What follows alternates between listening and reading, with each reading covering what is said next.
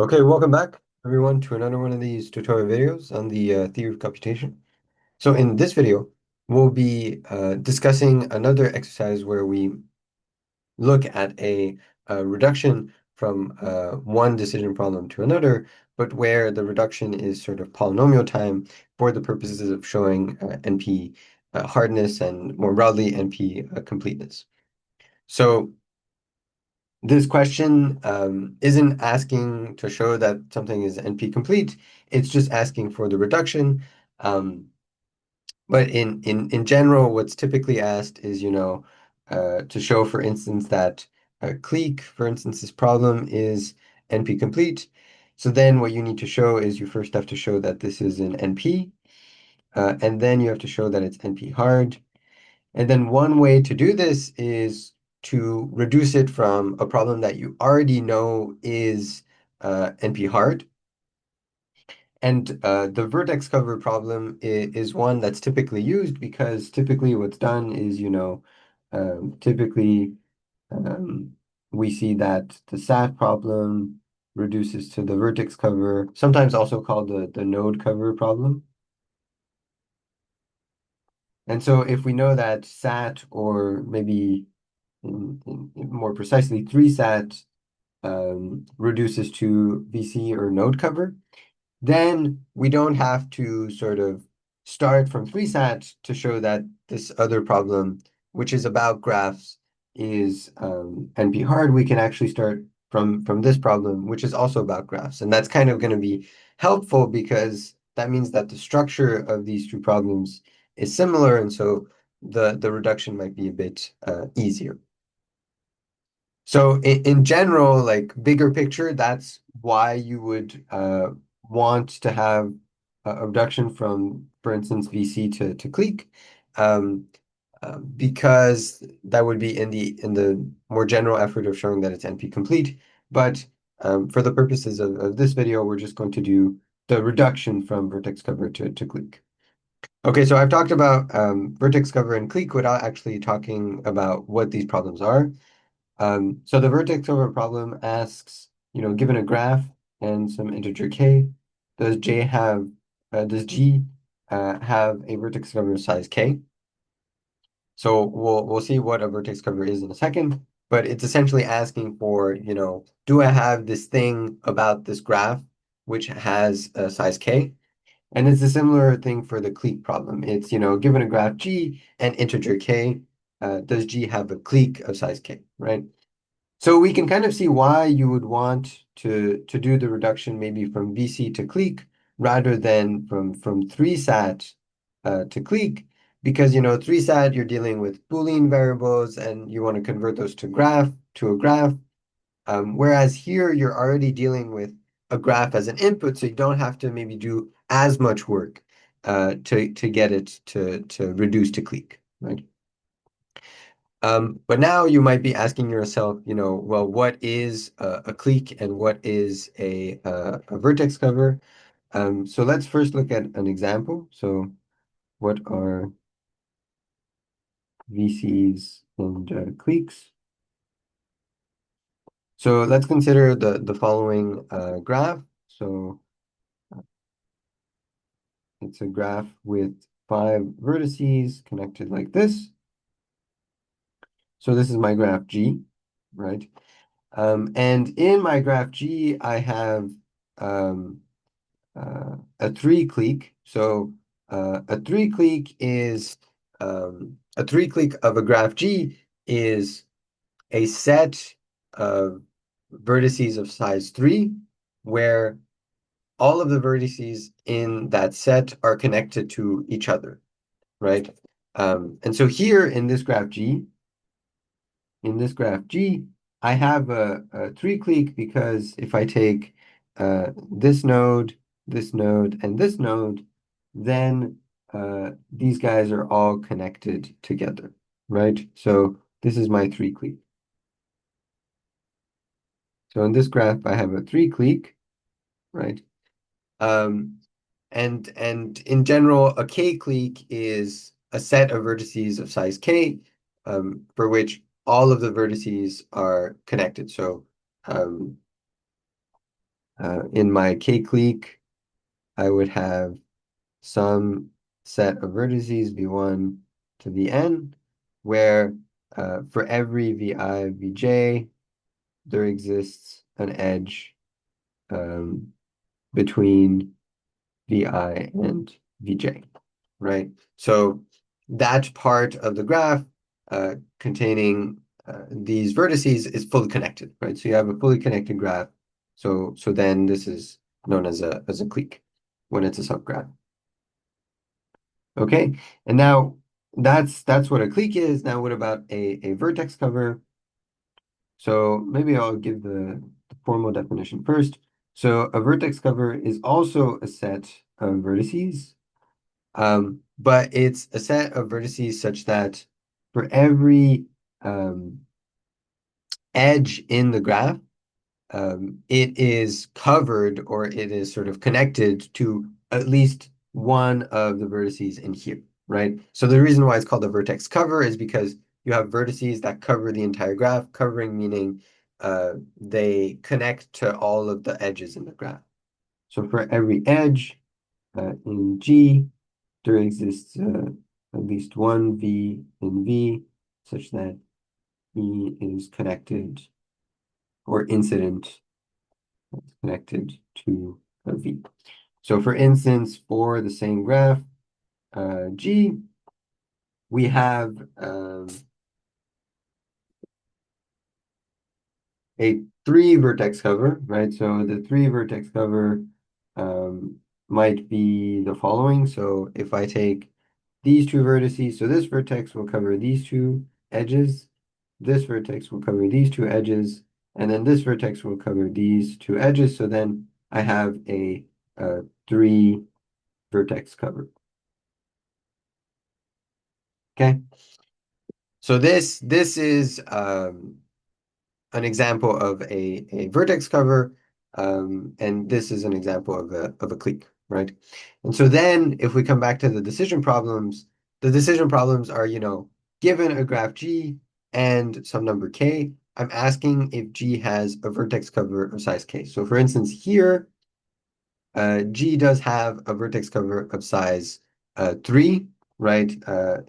Namely this one, this set of three vertices covers the entire graph. But for instance, this G does not have a vertex cover size 1, right? Because I don't have a single vertex that is connected to all of the edges of the graph, right? And similarly here, for the clique problem, um, the answer would be yes if the clique problem was asking, given this graph G, do I have a clique of size 3, right? The answer is yes. But if it's of size 4, then the answer is going to be no, because for instance, if I sort of take any four vertices, there's always going to be a missing edge, right?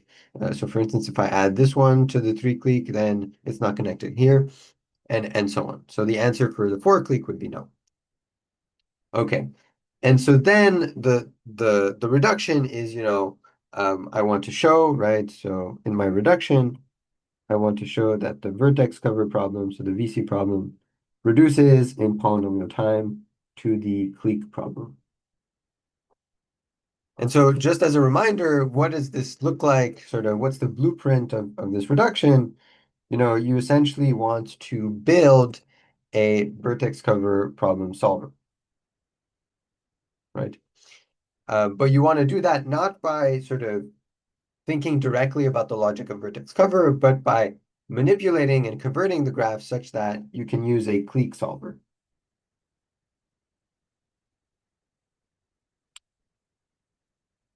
Right, so you might be given an instance of the vertex cover problem, which would be a graph and some integer k. And then what you want to do is you want to modify this graph and this value k. So you want to apply an instance modification such that the output is an instance of the clique problem. So in this case, a graph and an integer. I'll just call them g prime and k prime because it's not necessarily the same as g and k. And you want to do so such that you can use the clique solver to answer the VC um, instance, right? So the clique solver should say yes if the initial input, its true answer was yes, and it should say no if not, right? And so the goal then, so our goal in this reduction is to design an instance modification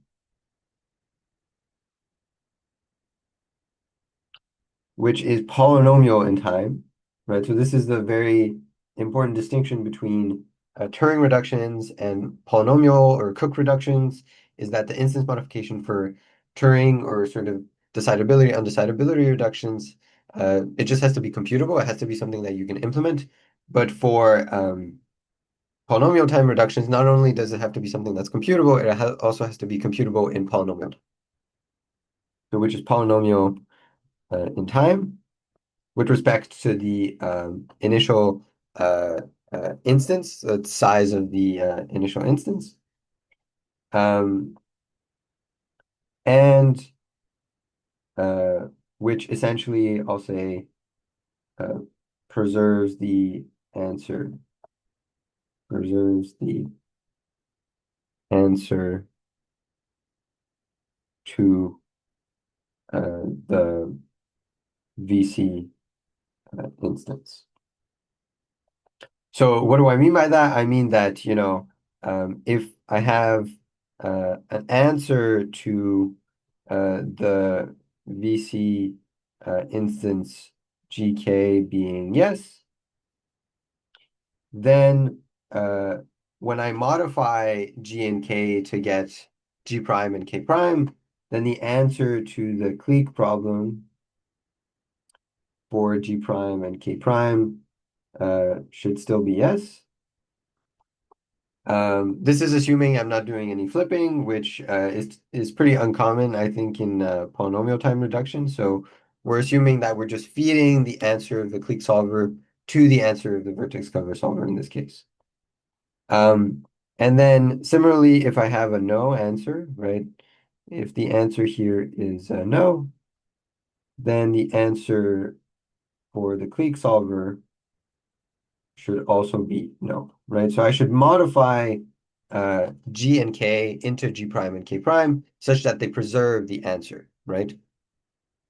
So that I then have a correct VC solver, right? An incorrect VC solver would be one that, if the true answer is yes, then somehow the VC solver returns no, right? So you don't want that to happen. And so if I'm not doing any post-processing, then this requirement is necessary. Um, so this is the logic that we want to sort of preserve. Typically, however, in polynomial time reductions, the way that this is actually argued is by doing an if and only if on the yes. Okay. But this is actually just equivalent to this yes to yes and no to no, right? So in practice, we will show that the answer to the vertex cover problem is yes if and only if the answer to the clique problem with the modification is yes, right? So that means that, if this is yes, then this should also be yes. And if this is yes, then this should also be yes. But actually, it's the same as doing this because uh, doing the if and only if is kind of just like doing the contrapositive of this, right? Because then, you have not, you have uh, not this is no, and so this is yes, implies that not this is no, so then this is yes, right? But typically when people do polynomial time reductions, they're typically doing this paradigm. Although this one is also very valid. Okay, so that's what we'll be trying to do, right? That's going to be the goal is we're going to try to design an instance modification where when this returns yes, that means that this was initially yes. And then when this is initially yes, this will return yes. Okay. But this is sort of logically equivalent to doing the yes to yes, no to no. This is just an important thing that I want to spend a bit of clarification time on. Okay, so how are we going to do that now, right? So that becomes the actual thing, right? So how do we design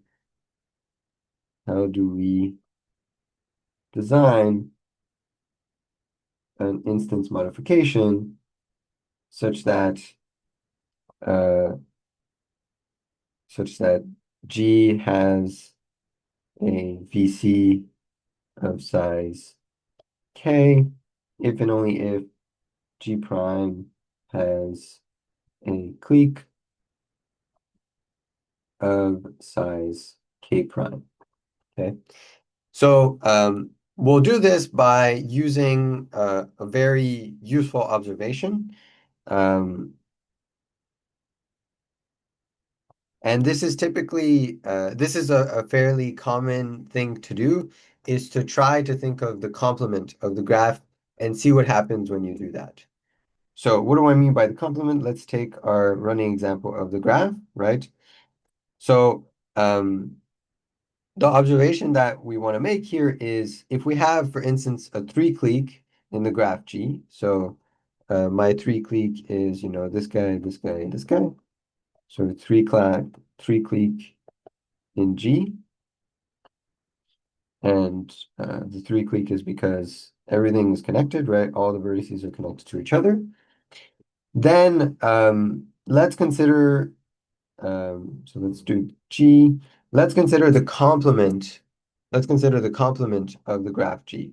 So I have G, and then I have G complement, right? So the complement of the graph G is I keep all of the same vertices, right? But the edges are all of the ones that are not in G, right? So all of the edges that are not in G, well, for this vertex, it's the edge with this guy and this guy. So it's the edge with this guy and this guy. For this vertex, it's the edge with this guy. So with this guy. For this guy, it's the edge with this guy and this guy, right? And that's it. So this guy, this. So I'm adding this. And then for this one, it's already actually all covered, so we're good. And then for this one, it's already all covered, right? So now I'm just going to remove the edges in black. So it's a lot easier to see this when you have an iPad. Um, Now the observation, right, is what kind of vertex cover do I have in G complement? Well, if I look at the vertices that were not in the clique in G, so this vertex and this vertex, then I see that these two vertices cover all of the edges in G complement, right? So these two vertices are covering all of the edges in G complement. And that's actually not a coincidence, right? So it's not a coincidence that we have a two vertex cover in G complement. In fact, we can state this as a lemma. And so the lemma is the following. If G, um, so I'm going to state, so here it seems like the natural way to state the lemma would be um, with G and G complement, G having the clique and G complement having the vertex cover. But because the reduction here is starting from an instance of the vertex cover problem, and here I have G and K, I'm not assuming that it's in complement form. I'm actually going to state the lemma with sort of the other logic. So what do I mean by this? I essentially mean that G has a vertex cover of size K. So you can imagine that this whole graph is G and it has a vertex cover of size K, so size 2. This is true if and only if when you complement back the graph. So you can imagine that this is G and this is now G complement. Then in G complement, I have a clique with the vertices not in the initial vertex cover. So then of size, the total number of vertices minus k, right? So G has a vertex cover of size k if and only if G complement has a clique of size v minus k, right? So the observation was presented to you in this way because I think it's like natural to see it this way. But then actually, if I want to use this for the reduction here, because the instance of the vertex cover is G and K, well, I want to state the lemma in terms of G and K and then talk about the clique in another way because the clique is what I'm going to be feeding to the clique instance is what I'm going to be feeding to the clique solver. And so then we can maybe just prove this a bit more formally. Um, so if G, so suppose doing from left to right, if G has a VC of size K, what does this mean? Well, it means that I have my graph G, I have my graph G, it has a bunch of vertices, and then K of these form the vertex cover of G. So maybe this guy, this guy, this guy, this guy, it forms the vertex cover. So it's covering all of the edges, right? All of the edges are covered by these vertices. That means that there is no, right? There does not exist a vertex in G such that it's not covered by the uh, set V, the set V prime, um, forming the vertex cover of size K, right? So like if these are my nodes in my vertex cover, so V prime is V1, V2, V3, VK, V4, sorry, then that means that I don't have, or sorry, I don't have an edge, right? I don't have an edge in G such that it's not covered by V prime because that's just a definition of having a vertex cover, right? And V prime is going to have size K, right? So then, okay, so then what does that tell us about G complement, right? Because we've established the assumption in the lemma. So we have graph G with a vertex cover size K. Now, what do we know about G complement? So let's take our graph G, copy it. And now to complement it, I need to remove all of the green edges. Remove all of the green edges. To take the complement, all of the edges in G complement will be all of the edges not in G, right, by definition. So for instance, you'll have like uh, this one, and so on, right? A bunch of other edges. And what do we know essentially about the edges in G complement and the relation to the vertices from the vertex cover, or actually the vertices outside of the vertex cover? And so the reason why I ask this second question outside of the vertex cover is because consider two vertices that were not in V prime, right? So a vertex that wasn't one of these four. Remember the vertices in G and G complement are the same, right? So um, two vertices that weren't in V prime, so they weren't green highlighted, are maybe, this vertex and this vertex, right? Then we might ask, um, do we know whether there's an edge between these two, right? Well, suppose there wasn't an edge between these two in G complement, then that must mean that the edge here was actually in here, right?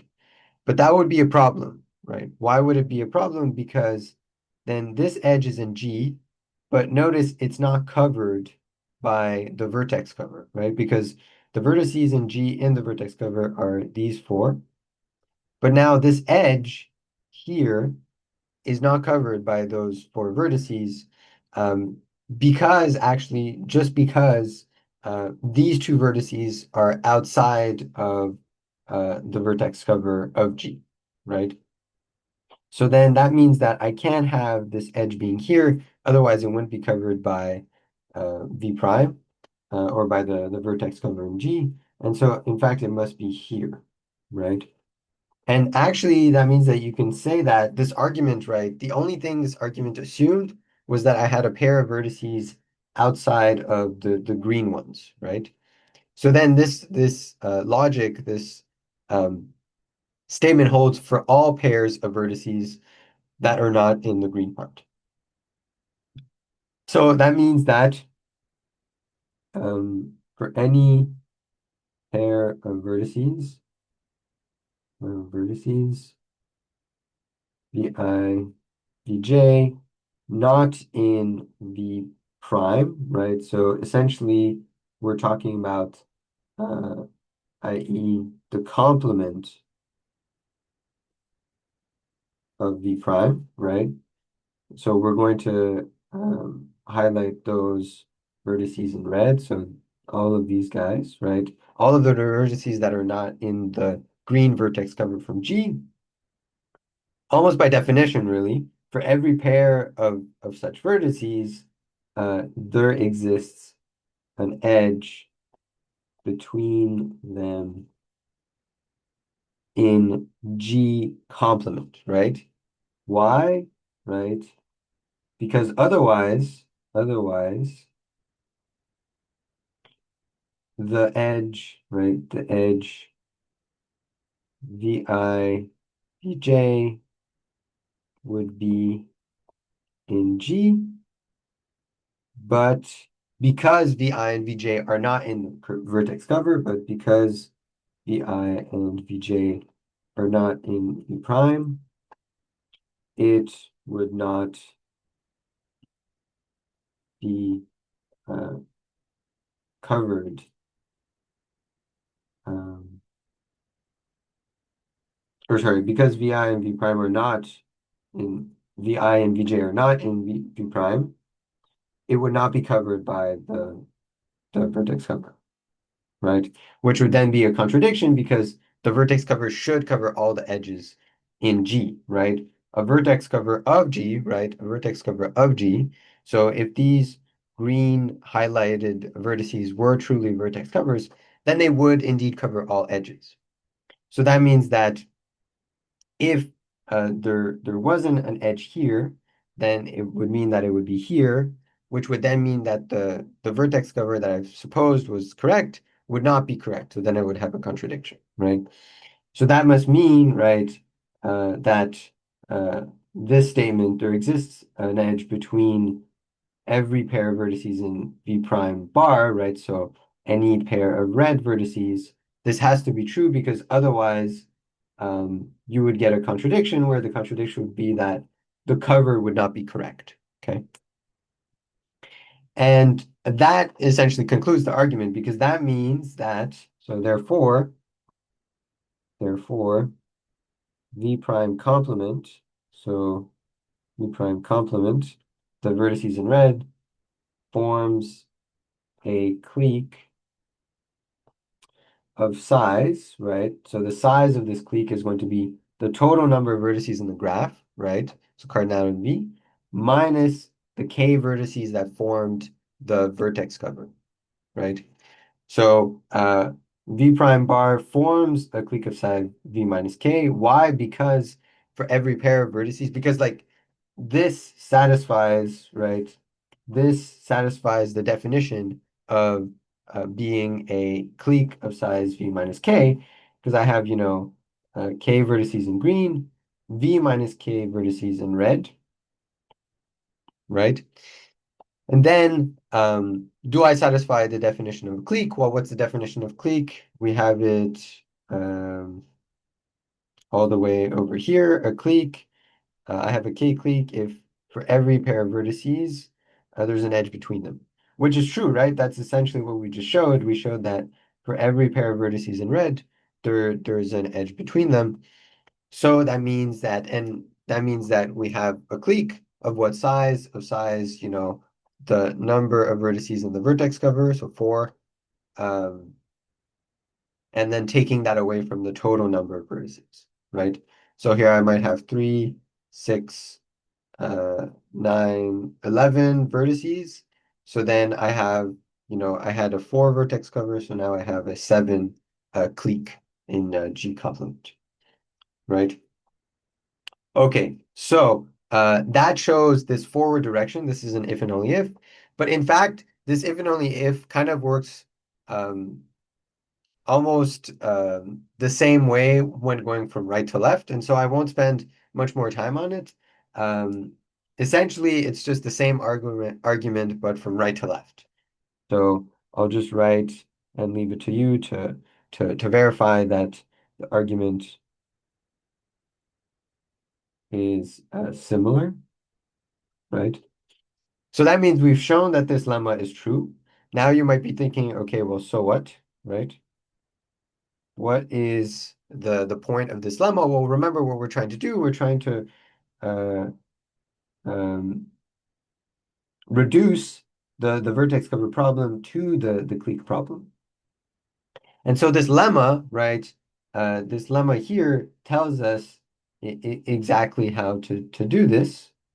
Right? So if I copy the lemma here, so the lemma tells us that G has a vertex cover of size K. So I have a yes answer for a GK, right? The instance of the vertex cover problem. If and only if uh, G prime, K prime, where G prime is G complement and K prime is V minus K, has where G prime has a clique of size K prime, where K prime is V minus K, right?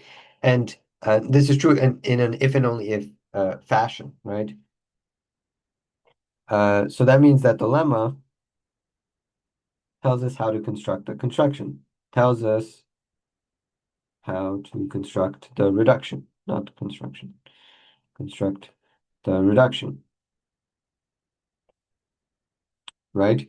So if here we have our instance modifier, which we're giving to the clique solver,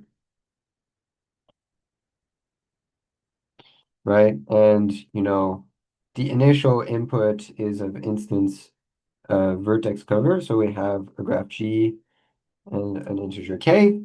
Then we're going to convert this to G prime K prime, where G prime is just going to be G complement and K prime is going to be V minus K, right? And so then by this lemma, right? Sorry, let me just, I had copied this below. We don't need this anymore.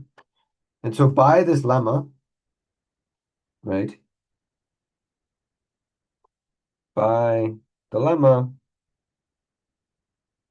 if we have G prime is G complement and K prime is V minus K,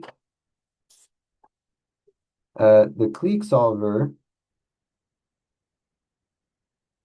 says yes, if and only if the answer to the clique problem given G prime K prime is yes, which is true if and only if replacing G prime and K prime with G complement has a clique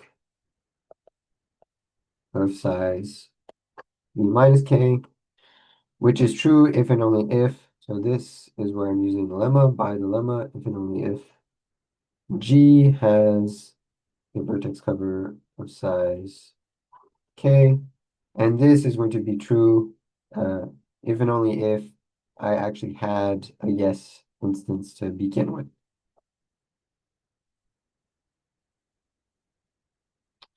Right?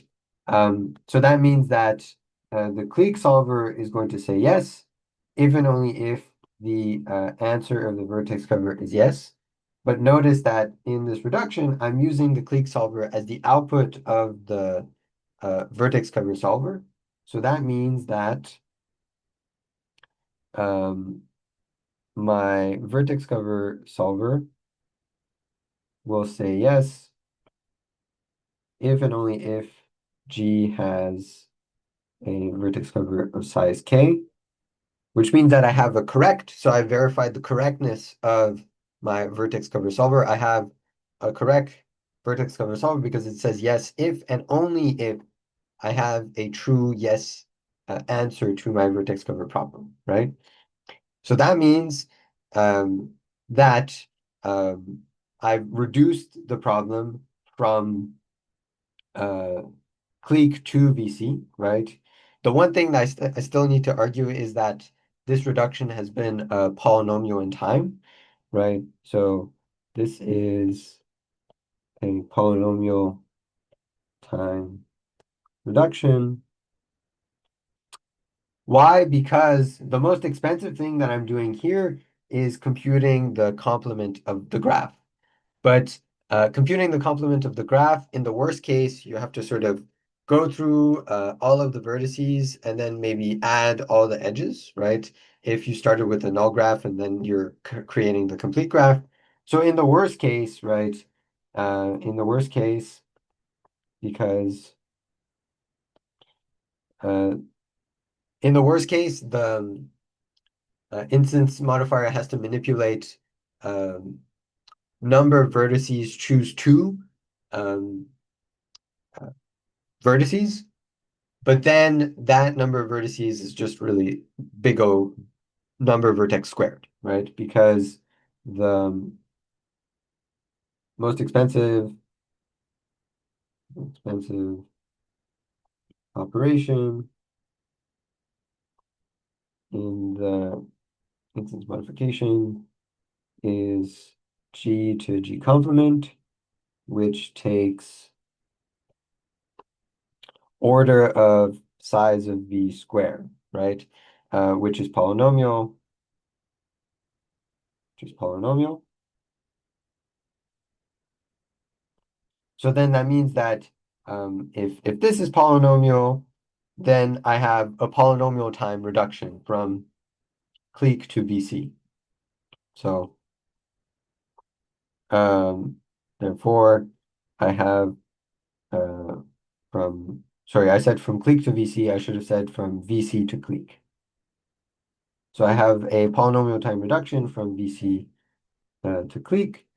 And so since um, clique was shown to be in NP. Well, okay, we didn't actually show that clique is in NP. Um, yeah, so you could, okay, so I'll leave this to you because remember the actual exercise of the question was just to show that you could do the polynomial time reduction. So that's what we've shown. We've like answered the question. I was going to do a bit more and say, I mean, clique, you can show that it's an NP. You can just check that given your set that you're claiming, your subset of vertices that you're claiming is a clique, you just check that it's a clique by saying, for each pair of vertices, check that there's an edge in the graph. And so that's roughly big O of size of the uh, vertex set square. So that's polynomial. So clique is in NP, and clique is NP hard because vertex cover is NP hard because you can reduce it from, for instance, 3-sat. Or sorry, you can reduce it to from 3-sat to vertex cover. So that means that clique is also NP hard, which would mean that it's NP complete. But really, if I remember correctly, right, the actual point of the question was to just provide a reduction from VC to clique, which we've done. So just as a reminder, like overall big picture, what did we actually do? Kind of, we defined what it means for something to be a clique or vertex cover decision problem. In general, what does it mean to have a polynomial time reduction? Remember, we made this link between yes to yes, no to no, and really what we actually do, which is yes if and only if yes. And then to show this, we made an observation, proved it with a lemma, which is typically what's done in these kind of vertex or like graph manipulation reductions. You have two graph problems. you show some if and only if between the two properties, and that's going to be what you're going to use in the reduction. And surely enough, that's exactly what we did in the reduction, right? We used the lemma, uh, setting G prime to G complement and K prime to V minus K. And because we've proved the correctness of the lemma, we have that the vertex cover says yes, if and only if G has a vertex cover of size K. So our vertex cover solver, which uses a polynomial time instance modifier, and the clique solver is correct, which means that we have a polynomial time reduction from vertex cover to clique. Okay, so hopefully that was a helpful walkthrough of the solution to this problem. Thanks for stopping by, and see you in the next one.